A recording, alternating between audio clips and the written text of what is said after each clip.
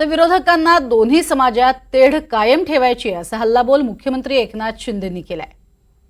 बैठकीला सर्व पक्षीय नेत्यांना निमंत्रण दिलं होतं आणि त्या बैठकीला सर्वांनीच उपस्थित राहण्याचं मान्य केलं होतं। काही लोकांनी VCद्वारे या बैठकीला उपस्थित राहण्याचं देखील कळवलं होतं, परंतु दुर्दैवाने